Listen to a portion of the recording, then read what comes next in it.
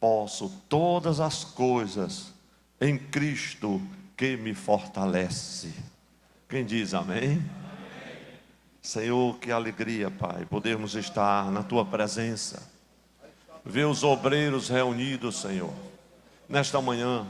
Certamente todos se esforçaram para aqui chegar. Os nossos amados pastores que vêm de outras convenções, o esforço ainda maior.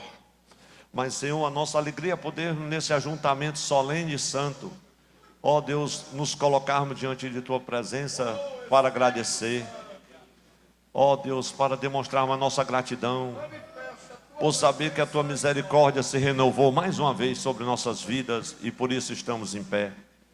Por expormos os nossos corações à luz da Tua palavra, momentos tão preciosos, nós que geralmente estamos sempre, Senhor, ministrando, falando, ó Senhor, mas hoje é o dia também de pararmos para ouvir um pouco da Tua palavra, ó Deus, a tantos outros companheiros. Senhor, manifesta a Tua presença nesta mensagem bíblica, que em tudo o Teu nome seja glorificado e nossas vidas, ó Deus, abençoadas. Em nome de Jesus, Pai, eu oro e por fé te agradeço. Amém, graças a Deus.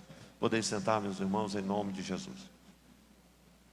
Meus amados, nós somos já, pelo hábito e tantas horas de jornada, estamos muito bem inteirados da epístola de Paulo aos Filipenses.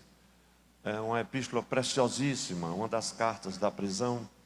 E eu não precisarei como tomar muito tempo fazendo aqui uma introdução que vem aludir um histórico da cidade e outros detalhes, porque estamos falando aos pastores, uns afeitos ao púlpito e que são estudiosos da palavra.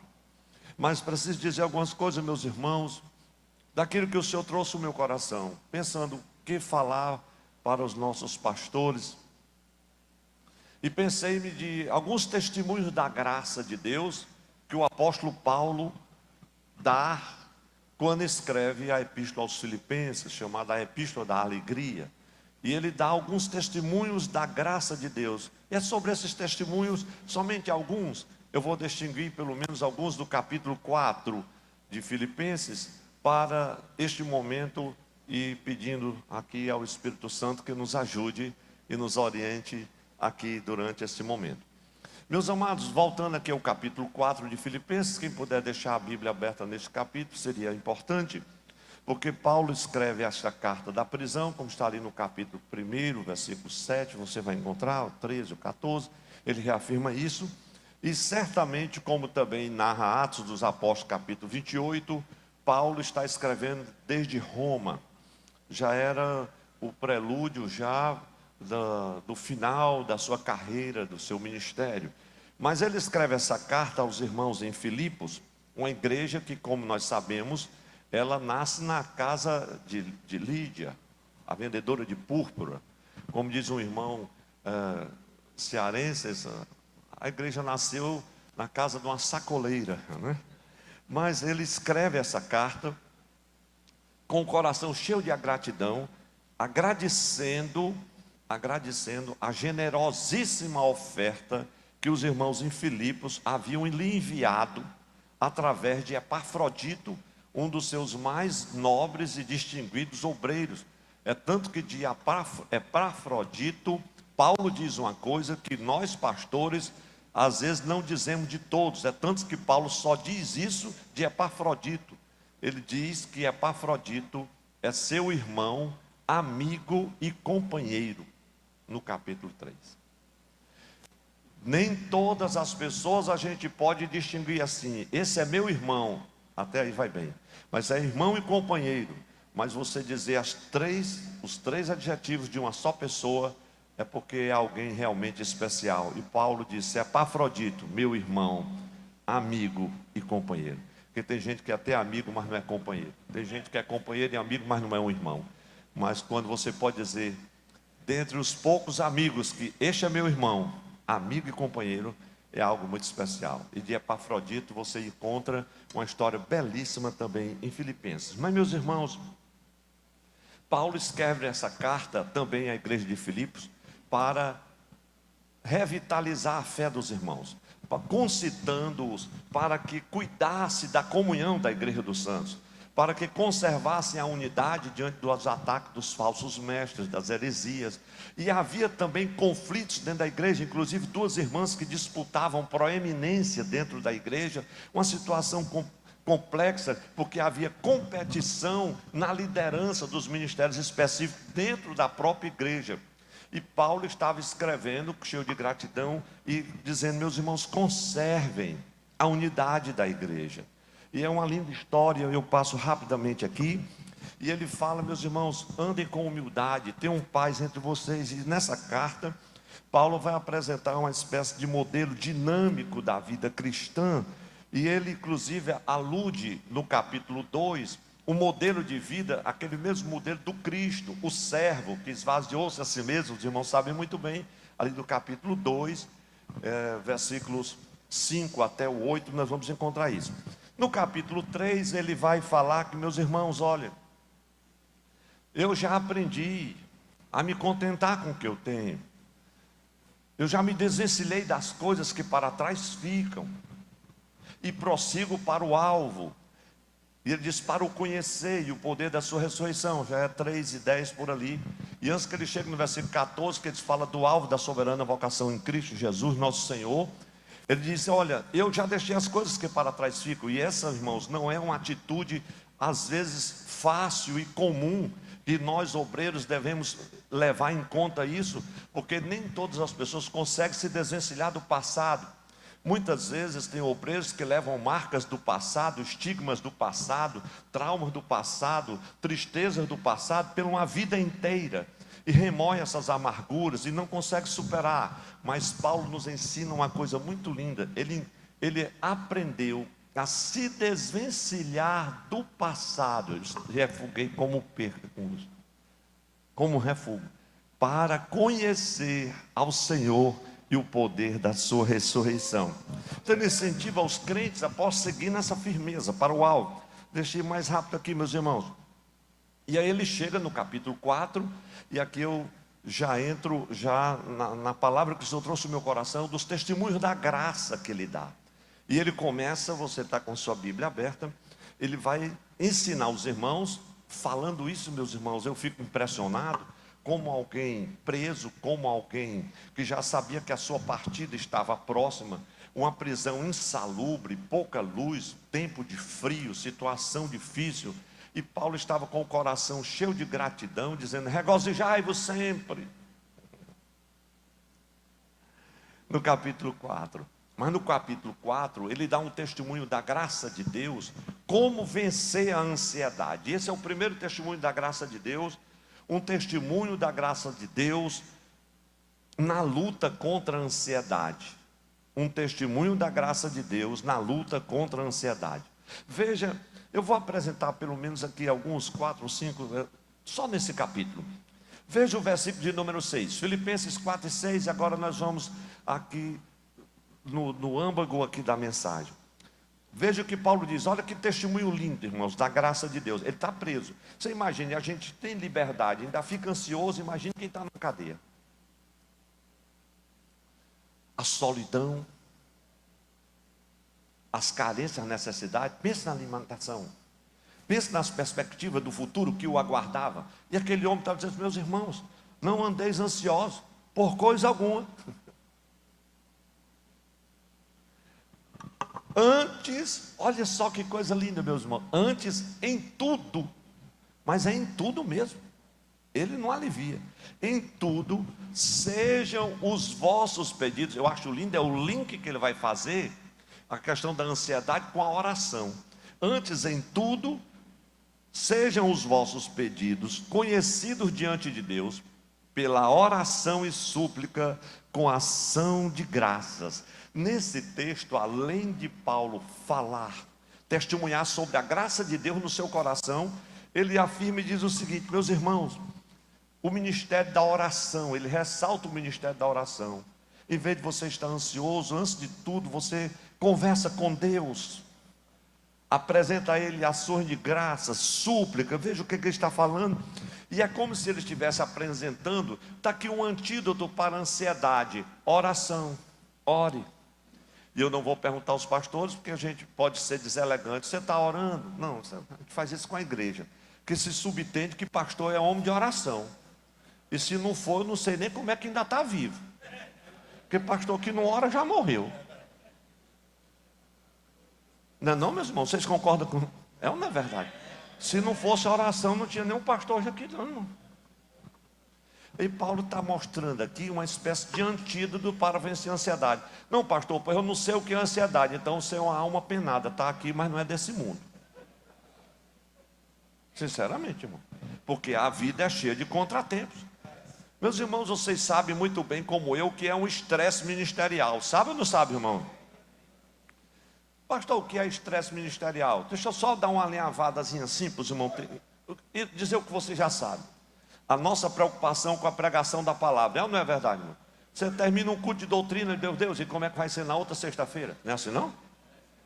Aí Jesus, e domingo como é que vai ser? Só que no sábado já tem uma santa ceia. Aí de tarde já tem um sepultamento. E no outro dia, de domingo de tarde, tem um casamento. E tudo tem que ter mensagem. E é o pastor: não, pastor, se o senhor não disser que vai pregar, eu não marco a festa. Mas irmão, pregar de novo. E haja pregação. Só que você vai pregar, já vai um grupo de irmãos: pastor, o senhor vai repetir a mensagem, Jesus é agora. Repetir o paletó é fácil, a mensagem é que é difícil. Então é um estresse com a palavra, é o estresse com a oração. E aí tem as nossas leituras, sim ou não, meus irmãos? Porque pastor que não lê, meu irmão, eu considero o pastor que não lê praticamente como um pastor que não ora. Eu já li a Bíblia 100 vezes, mas você precisa ler 200. Né?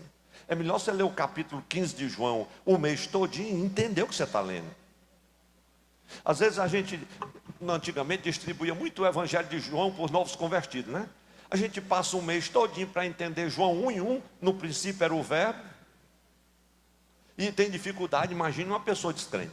Mas deixa eu voltar aqui o assunto, meus irmãos. O estresse ministerial.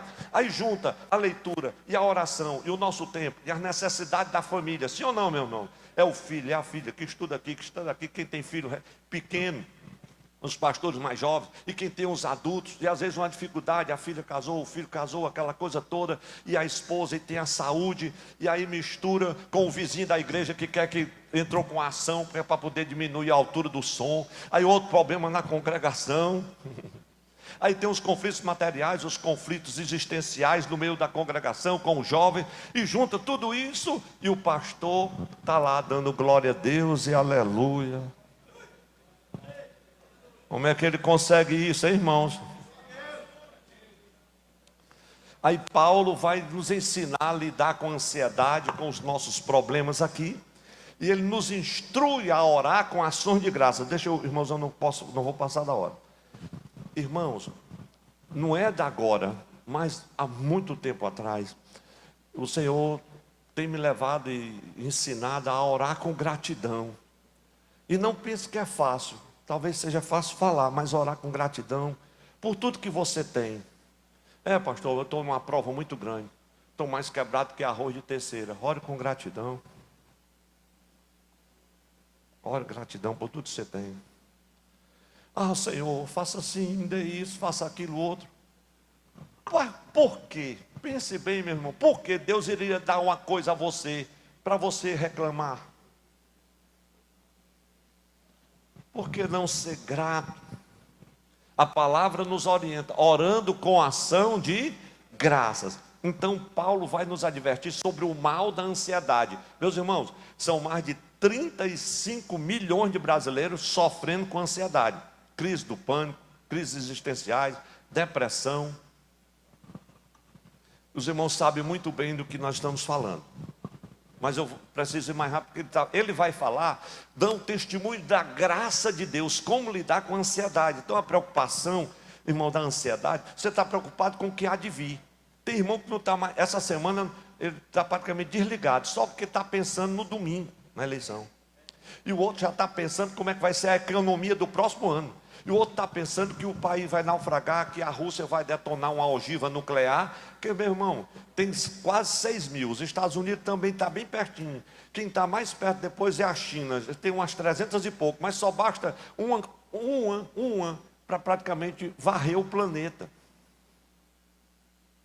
Ah, meu irmão, e agora, meu irmão? E como é que a gente vive nessa situação, meus irmãos? São coisas muito negativas, são coisas que nos afligem, vem de dentro, vem de fora. E isso traz ansiedade. E Paulo disse, irmãos, não estejais ansiosos. Quem se lembra de Jesus no Sermão do Monte?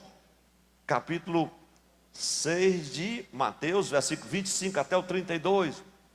Não andeis ansiosos, veja os lírios do campo, é assim? Veja as aves dos céus. E quando ele chega no 32, diz assim: o vosso Pai Celestial sabe o que necessitais. Levante sua mão comigo e diga assim: obrigado, Senhor, porque tu sabe o que eu necessito. Glória a Deus. Mas, irmãos, a gente muitas vezes fica ansioso, temendo o que pode acontecer. O que vai acontecer? Como será? Como fazer? Mas geralmente 90% dos nossos medos e expectativas sombrias nunca acontecem. Nunca acontecem. Aí Paulo dá o remédio para curar a ansiedade. Ô pastor, passa a receita aí. Agora, de graça. Não precisa ir nem no posto. Antes sejam em tudo. Em vez de você estar ansioso. Quem estava dizendo isso estava na prisão. Não era alguém que estava no resort, que andava de BMW, e a poupança estava lá 1 milhão, aplicado no CDB. Não tinha nada disso não, meus irmãos. Ele diz assim: antes em tudo sejam os vossos pedidos conhecidos. É como se a bula tivesse aqui do remédio, dando aqui a receita para a preocupação. E aí ele diz que nós devemos levar toda a nossa ansiedade ao Senhor, os nossos receios e temores. Ele diz assim, no final, na parte C do versículo 6, antes, em tudo, sejam os vossos pedidos conhecidos diante de Deus. E ele dá a receita pela ação de graça e súplica. Aí ele apresenta aqui a meditação na palavra. Quer dizer, é uma vida de oração. É uma vida de oração, meus irmãos, que nos leva à tranquilidade, que nos habilita para lidar com a tensão, com a pressão. Rapaz, um dia o irmão chegou para mim e disse: pastor, o senhor tem um sangue de barata? O senhor não vai fazer nada não? Como é que o senhor fica assim calmo? Irmão, depois de 3, 4 horas de noite de vigília, de oração, o Espírito Santo acalma a gente, irmão. Glória a Deus. Pastor, eu tive vontade de dizer muita coisa, mas o Espírito Santo foi e não deixou você dizer. Ele estava lá trabalhando, glória a Deus. E você não está suplicando com aquela tensão, aquela pressão emocional que traz contrariedade, receio, angústia. Meus irmãos, um pastor pregar angustiado é complicado. Dirigir um culto pressionado, emocionalmente fragilizado, você não sabe o que isso pode gerar. E às vezes tem gerado. Pastores descompensados pela ansiedade, pelo estresse pesado, porque o estresse é pesado e a maioria de nós pensa que é de aço, que não cansa, que a fisiologia nunca vai requerer alguma coisa, que não precisa de descanso, que não precisa de férias. E qual é o de nós que tira isso, irmão? Praticamente é zero. Então esse aqui é um ministério glorioso da oração, que entra em ação contra a questão da ansiedade, meus irmãos.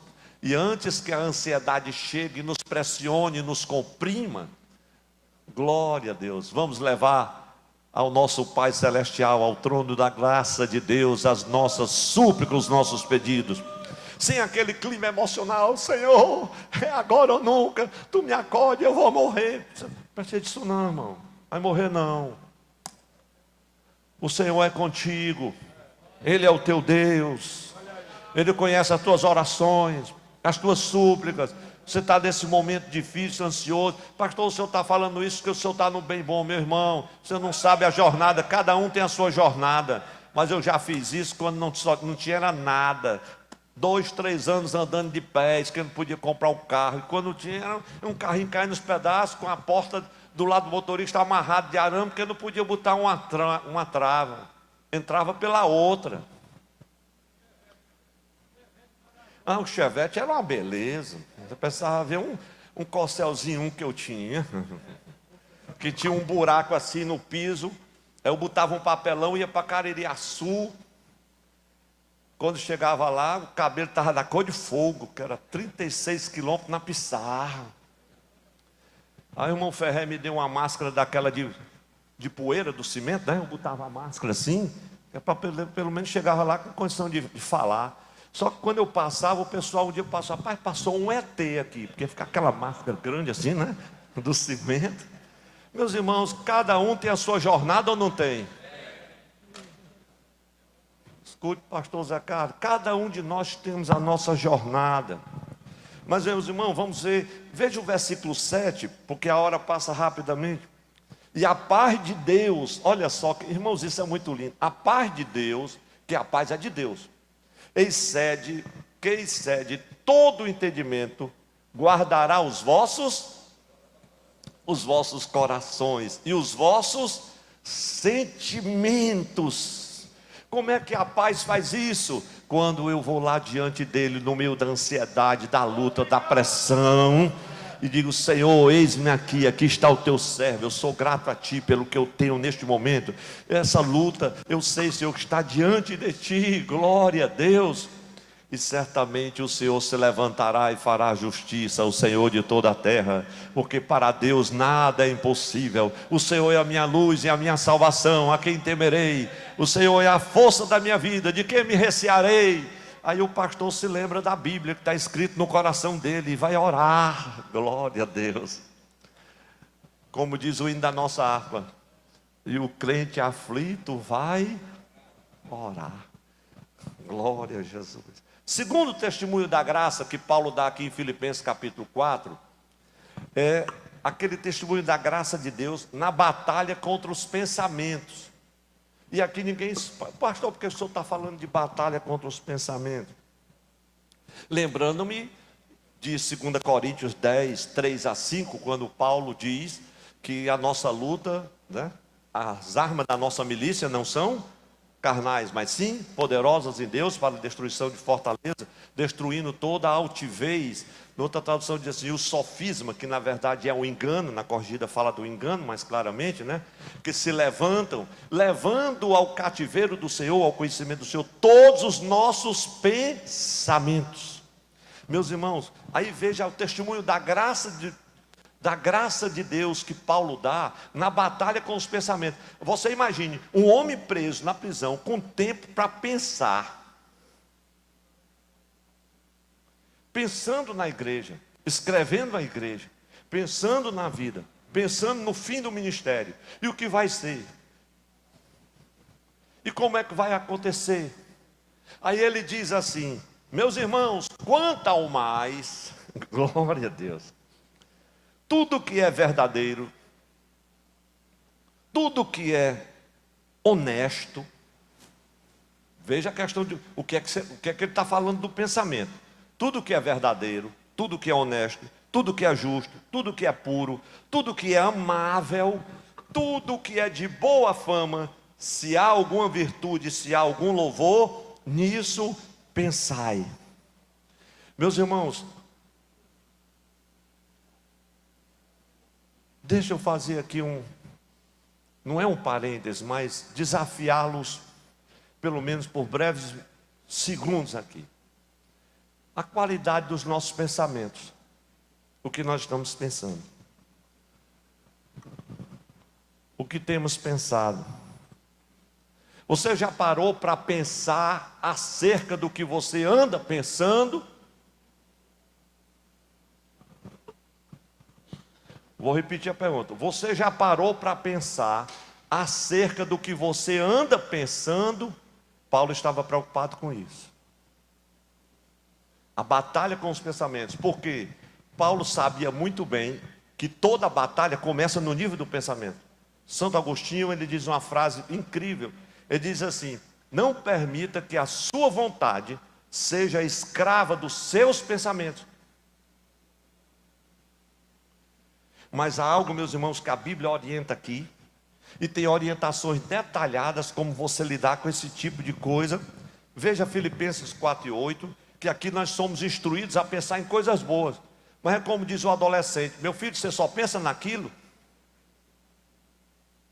Mas o que é que está alimentando os teus pensamentos? Se você expõe a sua mente, o seu coração, os seus olhos ao que pode te desviar deste padrão santo aqui, porque os nossos pensamentos, irmãos, afetam o nosso modo de agir, afetam o nosso temperamento, sim ou não, meus irmãos? Imagine pessoas que se alimentam de dia e de noite nas redes sociais, ouvindo áudios intermináveis de 11, de 15, 20 minutos. Não é melhor ligar não, irmão? E ainda quer que o pastor escute esse troço todinho. E quando é aqueles grupos envenenados que só sai maledicência, é nisso que você pensa o dia todo. E essas pessoas, além de se sentir infelizes, quem está ao redor dela também são levados à infelicidade, meus irmãos. Quando as pessoas estão cheias de pensamentos errados, elas ficam infelizes. E pastor, mas assim, irmãos, eu tinha prometido para mim mesmo de hoje não dar nenhuma palavra de exortação, porque a gente já apanha tanto, ainda vinha apanhar aqui. Mas é porque os pastores estão aqui para receber o que Deus mandar, amém, irmão? Então, que tal nós fazermos um levantamento minucioso quanto ao que nós pensamos regularmente? Em que tenham pensado? Durante quanto tempo? Passe algum tempo examinando realmente o que você tem pensado, a qualidade dos seus pensamentos. Pare um pouco para pensar no que você está pensando. Essa é a reflexão que eu deixo para os meus amados aqui. Por quê, pastor? Porque, meus irmãos, é muito útil para Satanás, e ele engana as pessoas, é tanto que em 2 Coríntios 10, 3 a 5, ele fala de sofisma e engano, relacionado na questão dos nossos pensamentos, daí que esses pensamentos precisam ser resguardados pelo Senhor, e isso passa também pela oração. Então ele quer, meus irmãos, aqui, que a gente seja levado, pastor, o problema são as circunstâncias, são as pessoas, é o que estão dizendo, é o que estão falando.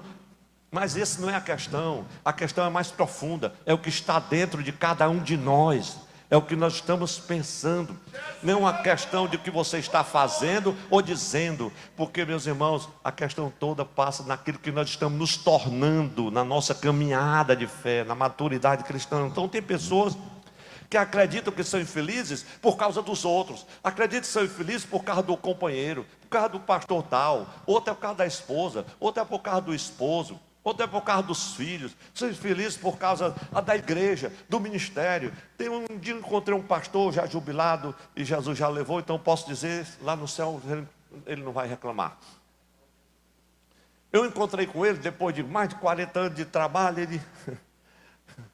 ele disse assim: meu irmão, onde você andava? Pastor, eu me jubilei. Eu pastoreava Pacajus nessa época. Aí eu encontrei ele na feira, pastor ali aqui. Esse meu amigo, onde é que você está? Eu me jubilei, estou morando aqui pertinho, aqui no Horizonte. E vou dar detalhes, mas também faz tempo isso, né?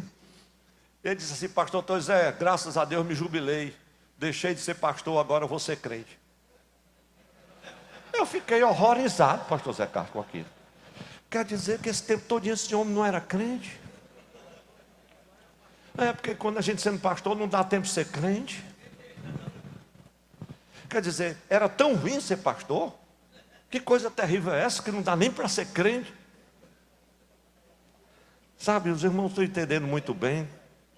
Então não tem desculpa, é o que está dentro, é o que está lá no coração, é o que está passando na mente, a mentalidade da pessoa. Quantos querem encarar essa verdade, fazer uma opção certa de buscar o Senhor? Quero incentivar, irmãos, a pensar os pensamentos de Deus. Glória ao Senhor. Não permita que esses pensamentos destrutivos entrem na sua mente. Se você alimenta a sua alma na lata do lixo da pornografia, pode ter certeza que é isso que você vai pensar. Se você se acompanha, se você para ouvir a maledicência e tantas outras coisas, comentários pejorativos acerca de A, B, C, isso está lá nos teus pensamentos. Você sempre pensa sobre a natureza dos seus pensamentos. Irmãos, eu estou demorando muito aqui, mas já vamos em frente, meus irmãos, porque isso vai nos deixar em dificuldades. vai nos deixar em dificuldade. É importante a gente pensar antes de agir. Antes de agir. Quando você tiver que tomar uma decisão crucial, nunca haja de forma intempestiva, porque a gente que já passou por isso, hoje a gente pode dizer, meu irmão, se acalme, deixa a poeira sentar. Aí os irmãos mais novos, às vezes não entendem os pastores que têm mais um tempinho de jornada, né? Eles dizem, rapaz, por que o pastor não resolve isso, rapaz? Comigo é assim, eu marco o meio e abarco. Aí vai quebrar a cara, irmão, não é assim. O outro disse, pastor, o meu negócio é assim, eu corto logo o boi. Deixa as penas voar. Meu irmão, mas isso é a obra de Deus. Então tenha paciência que não é assim não. Jeová está trabalhando. Como dizia o pastor Zeneco, saudosa memória, esse pastor Antônio, meu filho, tem coisa que nós não resolvemos não. Só ele lá em cima resolve. Nós temos que conversar com ele. Não dá para nós não. Glória a Jesus. Mas o que o Paulo está dizendo aqui, meus irmãos, é o seguinte: se concentre nas coisas boas, nas coisas honestas, nas coisas de boa fama, nas coisas puras, nas coisas santas, nas coisas excelentes, dignas de louvor. As suas ações, irmão, vão refletir o caráter de Jesus Cristo, glória a Deus. Um dos escritores mais especiais para mim chama-se Aida Wilson Tozer. Eu li toda a obra dele no interior e muita coisa ficou gravada. Ele foi um profeta do século XX, ele morreu em 1967. Tozer diz uma frase muito bonita: o que vem à nossa mente quando nós pensamos sobre Deus é a coisa mais importante sobre nós. O que vem à mente quando nós pensamos sobre Deus é a coisa mais importante sobre nós. É interessante que o mesmo Tozer diz o seguinte, que Jesus é o único que sabe o pior de nós. E mesmo assim, apesar de tudo isso, Ele continua nos amando. Oh, glória a Deus. Ele não desiste de nós. Terceiro testemunho da graça de Deus. Filipenses 4, 11 a 13. No versículo 11, irmão, tem um testemunho da graça que Paulo dá, mesmo na prisão em Filipos. Ele dá um testemunho que é incrível. Veja o versículo 11. Ele diz assim: aprendi a viver contente em qualquer situação. Você já aprendeu, irmão? É um testemunho da graça ou não é? Vamos levantar a mão e dizer assim: só a graça, irmão. A gente está contente com a situação complicada, irmão.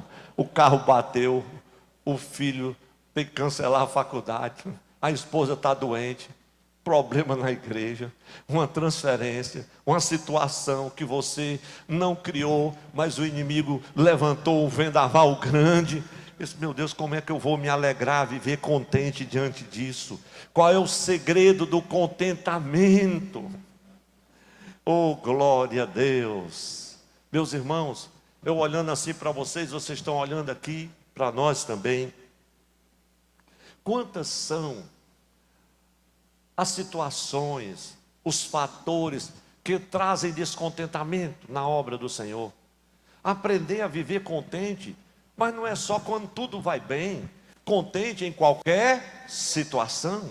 Aquele momento que você está triste, você está abatido, você está sofrido, às vezes orando, chorando sozinho, e ninguém pode saber nem que você está triste, e nem que chorou, e a hora de você chegar ao culto, e você chega na porta, e já tem os irmãos lhe saudando, ô pastor, o Senhor é uma bênção, só em olhar para o Senhor, eu renovo a minha fé, e o pastor tem tempo de morrer. Aí ele chega no púlpito, não chega com cara de já morreu não, meu. Por dentro ele está só o bagaço. Meus amados irmãos, a paz do Senhor. Aí olha assim, aí dá um sorriso para os meus irmãos, hoje vamos mais um culto, e eu sei que a presença do Senhor hoje vai ser poderosa e vai abençoar. E o pastor por dentro só. E naquele dia ele sai de casa, atribulado, sofrido, aí o Espírito Santo diz assim, prega uma mensagem de vitória. Meu Jesus, é que eu vou pregar uma mensagem de vitória? E naquele dia que ele pensa que ele está fraco, é o dia que Deus vai usá-lo com mais força, com mais poder e com mais graça. Ele diz assim, aprendi, versículo de número 11, não digo isso como por necessidade, Porque eu já aprendi. Eu pergunto, você já aprendeu? Não se preocupe, quem não aprendeu vai aprender. Ou aprende, irmão, e sai de cena. Porque não dá para fazer a obra do Senhor. Pastor com cara de delegado, camarada parece que anda chateado. Tem uns que pensam que são, meu Deus, que querem voar.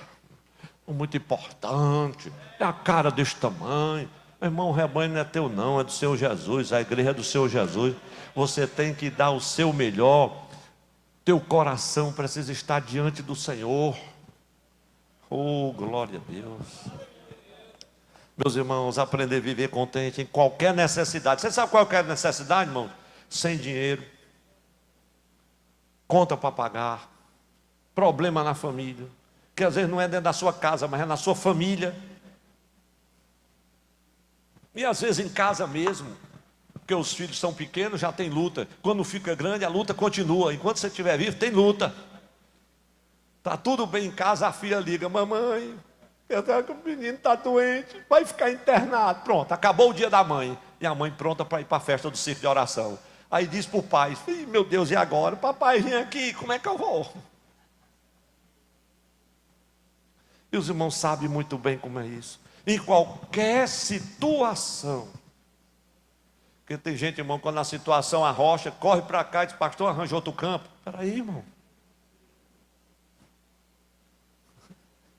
Ele quer resolver.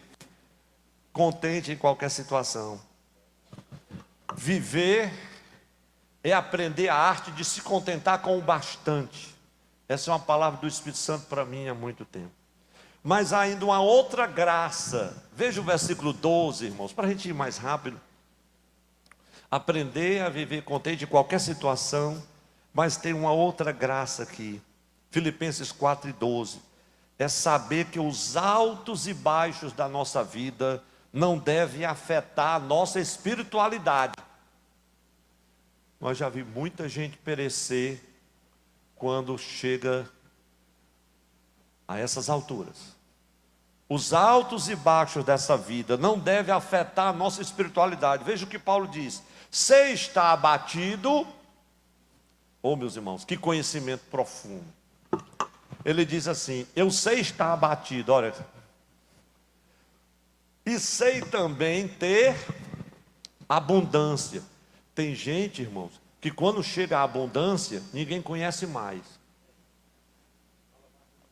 Fala mais com ninguém, pastor Zé.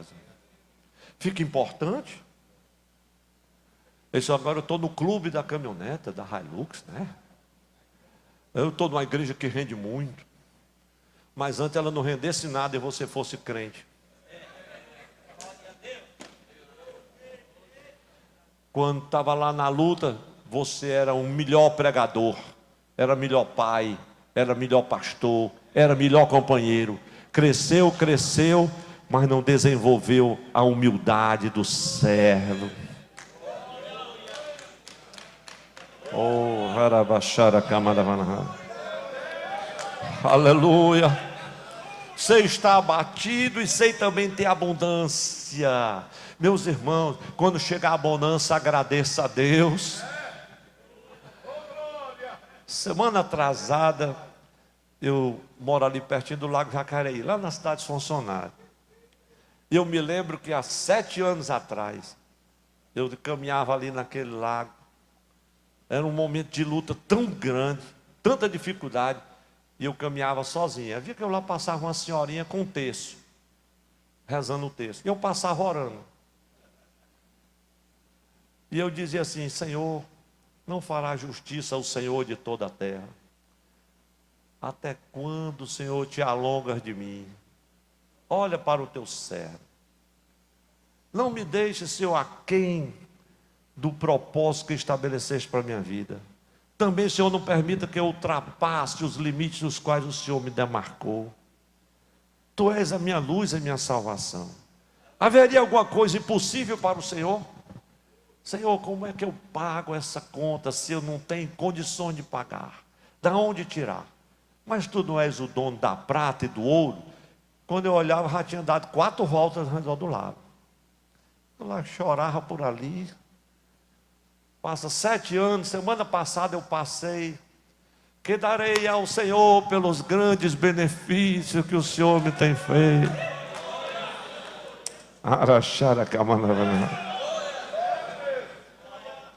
Meu irmão, a luta está grande agora, a dor está grande agora, a situação está difícil agora. Daqui um dia você vai passar no mesmo lugar e vai dizer: Senhor, Tu és grande, Tu és poderoso, o Senhor me acudiu, o Senhor me levantou, o Senhor me sustentou, o Senhor é o mesmo. Vale aí um glória a Deus, vale, meus irmãos, dá para dar glória a Deus. Meu irmão, sossega o seu coração, sossega a sua alma, porque o teu Deus continua sendo o teu Deus, o Todo-Poderoso. Aleluia, glória a Deus. Sem estar abatido, sem ter abundância, meus irmãos, isso é muito lindo, em toda maneira. Mas irmão, e em todas as coisas estou instruído. O problema é muitas vezes, irmão, sabe de quê? De instrução. O problema é de instrução. Quando Paulo fala em 1 Timóteo sobre estresse ministerial, no capítulo 4, para Timóteo, orientando, ele disse: olha, Timóteo, fica tranquilo, eu vou chegar por aí, a situação está complicada. Faça o seguinte: persiste em ler. Vai ler. Meus irmãos, estão falando aqui de instrução. Oh, glória a Deus. Aquilo fez diferença na vida de Paulo. Sem estar abatido e sem padecer necessidade, em todas as coisas estou instruído, tanto a ter fartura, como a ter fome, tanto a ter abundância, como a padecer. Meus irmãos, você sabe o que é padecer necessidade, sabe? Eu passei uns 4 anos com um blazezinho cor de goiaba da América que o irmão me deu, e 2 palitozinhos. Mas todo mundo sabia que o senhor já tinha passado por aí. Pois é, para pregar esse tipo de coisa aqui tem que ter passado, senão não sabe o que é que está dizendo. E tem gente aqui que já passou por coisa muito mais difícil. Mas quem não passou pode saber que vai passar no deserto, porque nós somos os homens do deserto. Ministério é deserto. Se todo mundo que almeja ministério soubesse que o ministério é deserto pelo resto da vida, ia pensar 2 vezes antes de assumir. É deserto. Tem deserto, mas o Deus que caminha no deserto está com os seus servos. Glória a Deus. Aí veja, irmãos, lidar com os altos e baixos. Veja o versículo de número 12, porque Paulo vai dizer que ele foi instruído a lidar com a humilhação e a lidar com honra. É coisa que pouca gente sabe, pastor João. Lidar com humilhação e com honra. Isso aqui não é para todo mundo, não. Você está abatido, noutra tradução diz assim: você está humilhado, e sei ser honrado. É o que diz na outra tradução. Ele está instruído a viver na dependência de Deus, irmão. Veja o versículo 12. Sem murmurar. Isso aqui é testemunho da graça. Ele diz assim: em toda maneira e em todas as coisas estou instruído. Meus irmãos, vocês sabem o que é humilhação. Tem pessoas que se sentem humilhados só porque ficou na fila do almoço. Eu, um homem de 76 anos, estou aqui no fim da fila no sol. Aí, menino rei daquele de calça curta, que eu encontrei quase desviado, agora é pastor, está lá na frente. É claro que a gente tem que honrar os mais idosos, mas não é por isso que você vai morrer não, meu irmão. Fica lá no sol quente, se aguentou até agora, fica dando glória a Deus. De repente o presidente chega: vem aqui, meu filho, vamos, toma aqui no meu prato. Aí você fica murmurando, reclamando, está quase desviado. Não deu nem um glória a Deus. Já chegou na hora do almoço e ainda está cheio de coisa. Irmãos, tem gente que leva tão a sério esse negócio da honra, que se não for apresentado umas 3 vezes, o mundo desabou. Irmão, muito obrigado. Quando eu terminei um culto no Templo Central, tinha um obreiro visitando. Ele sentou assim, porque nós estamos lá limitados de espaço, sentou lá embaixo. Eu disse: irmão, eu quero agradecer aqui a presença do irmão fulano e tal, vou dizer o nome, irmão fulano e tal, e Deus abençoe, etc. e tal. Aí no final do culto ele disse: pastor, eu quero lhe agradecer. Por quê, meu irmão? Porque o Senhor me honrou. O Senhor citou o meu nome de púlpito. Essas honras, meus irmãos, esses afagos, essas massagens no ego, isso está movendo as pessoas, parte das lideranças, a proeminência, os primeiros lugares. Quem tem, quem não tem. Honra quem está, quem manda, quem faz, o que possui. Ah, meus irmãos, Paulo estava dizendo: irmãos, por eu sei ser humilhado e sei ser honrado. Glória a Deus. Diga assim comigo: isso é graça de Deus, meus irmãos. Isso é a graça de Deus. Às vezes vai chegar um momento que você não foi nem visto, mas Deus está te vendo. E tem hora que todo mundo diz: olha aí, rapaz, fulano de tal, olha aí onde é que ele está. Pois é, Jeová quis levantar ele, levantou. Que chama ele, chamou. Eu me lembro muito bem, na época do... Eu estava lá no Cariri, aí já de saída, no final dos anos 80, 89, 90 por aí. Aí o pastor me convidou para trazer uma mensagem na escola bíblica de obreiro, lá no Templo Central. Eu tomei um susto, porque eu nunca tinha falado, 31 anos de idade, tantos obreiros experientes. Quem pregava na nossa escola era o pastor Eurico Bejo, né? Jesus tinha levado, eram tantos pastores assim. Os nossos presidentes de convenção são homens abalizados. E eu, um pastor tão novo, cheguei e dei uma palavra, nunca esqueci, do capítulo 64 de Isaías. Ah, se ofendesse o céu. Terminou, aí chegou uns dois pastores para mim: é isso mesmo, né, meu Dom José? Só quem fala é vocês, né? Mas, rapaz, não, o pastor me convidou para dar uma palavrinha. Não, palavrinha eu vi aí, pai, Jeová abençoando, né? Só tem vaga para vocês, para nós não tem nada. Eu disse: meu irmão, mas eu passei 20 anos para receber essa oportunidade, a primeira. Você está com quanto? Não, estou com 6, pois agora ainda falta 14. O irmão estava chateado porque eu tinha recebido a oportunidade. Irmãos, é com muita humildade que a gente chega aqui, não é verdade, irmão? Responsabilidade muito grande. E o pastor João me ligou ontem: companheiro, você está no primeiro horário. Pastor, e agora? Se agora Jesus vai dizer o que é? É assim que a gente faz com os companheiros, porque essa é a confiança. Não é porque a gente subentende que há uma palavra de Deus que Ele vai dizer, direcionar. Isso não tem desonra nenhuma. E não é humilhação, não. Isso é graça de Deus. Glória a Jesus. Irmãos, só tenho 10 minutos, né? E agora eu vou terminar falando da última graça de Deus, o testemunho da graça de Paulo. Veja aí o versículo 13. Diga assim comigo: posso todas as coisas naquele que me fortalece. Levante sua mão e diga agora de verdade, se você pode mesmo. Diga assim: posso todas as coisas naquele que me fortalece. Glória a Deus. Eu fui meditar um pouco mais nesse versículo e eu presumo, na verdade, eu chego à conclusão que este versículo, citado aqui quase no final do capítulo 4 de Filipenses, esse versículo ele é entendido muitas vezes fora do contexto. Ele é retirado do contexto. Aí dá a entender o seguinte: que eu posso fazer tudo que eu quiser. Posso todas as coisas porque Ele me fortalece.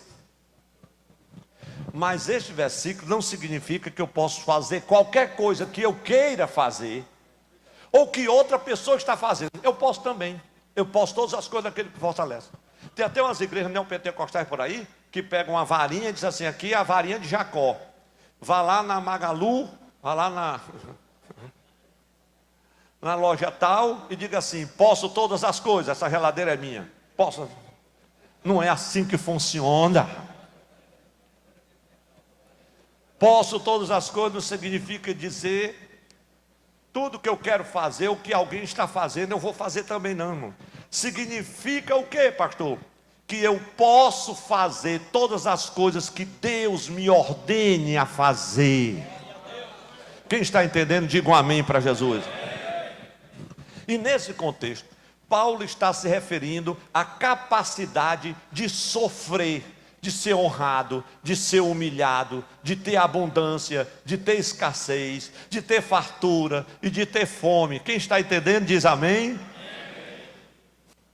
De estar contente em qualquer situação, é isso que ele está falando. Eu posso, porque ele me fortalece, porque eu estou em oração. Apresente com ação de graça e súplica. Então Paulo sabia, irmãos, fosse qual fosse a sua situação, naquela hora a vontade do Deus soberano ia entrar em ação, glória a Deus, e o fortaleceria. Posso todas as coisas naquele que me fortalece. É tanto que em Romanos 8 e 28, a palavra do Senhor é muito clara, os irmãos conhecem esse texto, sabendo que todas as coisas contribuem juntamente para o bem daqueles que amam a Deus e que são chamados até a escassez, até a humilhação, até a necessidade, abundância, não importa. E Paulo disse, então eu posso todas as coisas. Então esse entendimento de Filipenses 4 e 13, ele me ajuda tremendamente a lidar com as dificuldades de forma confiante em nome de Jesus. Então, irmãos, esse tipo de atitude que alivia a pressão, que alivia a tensão. Pressões que vêm de fora, pressões que vêm de dentro. Paulo lá em 2 Coríntios, no capítulo 2, ele disse, irmãos, quando nós chegamos na Ásia, nós chegamos a me desesperar da própria vida. Ele fala dos temores por dentro, as pressões que estão por fora. E é isso, meus irmãos, que nós vivemos constantemente. Se a gente, dependendo da igreja que você está, independente do tamanho da responsabilidade, as pressões só mudam de proporção, elas estão lá. Elas estão lá. E eu quero terminar dizendo que o Deus que está aqui nesta manhã, o nosso Deus a quem nós servimos, Ele está aqui para alegrar o seu coração, para aliviar as suas tensões. A reunião hoje, o dia todinho, meus irmãos, é para receber aqui um banho do orvalho do céu, aliviar o estresse, a tensão, glória a Deus. Pastor, e as minhas contas, meu irmão, pare com esse negócio, pensa agora no céu, pense aqui. Falo com meu querido e saudoso pai, disse assim, desliga o botão. Meu pai, quando chegava assim a hora de ter uma oração, antes a gente era tudo meninote, aí tinha uma oração antes de dormir, era 7, daqui que orasse os 7, depois era ele, depois era minha mãe. Se a gente vexasse, eles esticavam a oração, era pior. Então a gente estava todo mundo ali, e aí quando, pai, que amanhã tem que fazer isso, ter o colégio, não, desliga o botão. Porque amanhã é outra coisa, as contas da manhã, os problemas da manhã, desliga tudo que agora nós vamos conversar com ele e vamos dormir. Amanhã nós vamos resolver isso. Meu irmão, desliga esse dia para Jesus, desliga tudo aí, desliga o botão e se liga no céu, porque tem muita coisa boa durante esse dia. Eu vou convidar os companheiros para ficar em pé, nós vamos orar com a autorização do nosso pastor, glória a Deus. Irmãos, quantas vezes a gente falha ou transgride em alguma coisa, um pensamento, palavra, obras, e a gente pensa que não vamos mais ter êxito, mas Deus quer, irmãos, que o nosso foco esteja nos pontos fortes, nos nossos pensamentos. Deus quer que olhe para cá, meus irmãos, Deus quer que nós pensemos em vitória, sabe, meus irmãos? E não nas nossas perdas. Pense nas suas alegrias e não nas suas tristezas, nos seus problemas. Abra o seu coração agora, expõe a luz desta palavra. Filipenses 3,14 diz que Deus quer que avancemos aqui, meus irmãos, e respondemos ao seu chamado, prosseguindo para o alvo, esquecendo das coisas que para trás ficam. Quem recebeu esta palavra da parte de Deus? Então deixa a sua mão levantada, nós vamos fazer logo uma oração. Irmãos, eu não vou chamar pastor à frente, nem nada não, os irmãos ficam até constrangidos. Mas eu quero estar orando, porque eu sei que a maioria de nós enfrenta lutas. Eu tenho as minhas lutas, cada um tem a sua luta própria. Nós enfrentamos o estresse, a ansiedade, as preocupações, tem conflito. Você está aqui, mas ficou problema para resolver lá. Você está aqui, mas tem luta para enfrentar quando chegar lá de volta. Mas essa é a oportunidade de Deus para revigorar a tua fé, fortalecer as suas forças, renovar a sua mente. Glória a Deus. Quantos creem nisso? Deixa a mão levantada. Meus irmãos, vamos fazer uma oração de clamor. Sabe o que é oração de clamor? Tem 2 minutos aqui. Oração de clamor é orar em voz alta. Vamos orar. Vamos apresentar ao Senhor, levar diante dele toda a nossa ansiedade. E ele disse: eu vou cuidar de vocês. Levante a sua mão em nome de Jesus. Pai de amor e de verdade.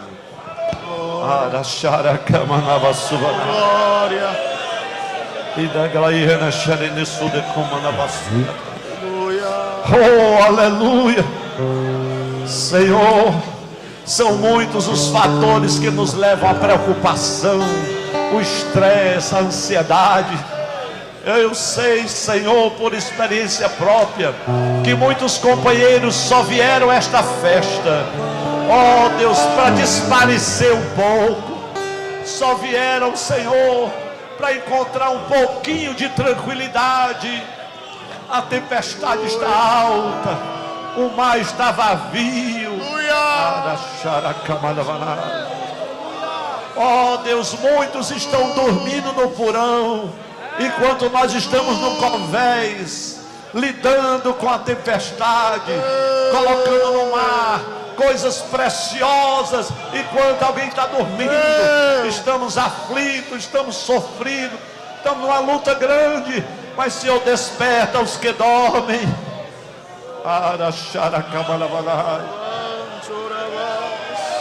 Dá-nos graça para nos fortalecermos no Senhor e na força do seu poder, para que possamos resistir firme quando chegar o dia mau. Senhor, eu quero te pedir uma bênção sobre todos os nossos pastores, a diretoria da nossa convenção, os nossos companheiros das convenções co-irmãs que já estão chegando, pastor Zé Carlos, meu pai, pastor Bezadiel, todos os demais irmãos aqui presentes. Pai, derrama, ó Deus, um bálsamo de vigor do teu Espírito Santo, que possa tocar, ó Deus, os corações, mas também toque o nosso corpo físico. Toque, Senhor, as nossas forças físicas. Deus, toca na nossa mente, revigora os nossos pensamentos, redireciona, Senhor, para o alvo que é Cristo. Pai, dá-nos graça para nos desvencilhar de todas as coisas que para trás ficam e prosseguir para a frente, para o alvo da soberana vocação de Deus em Cristo Jesus. Pai, ouve a nossa oração.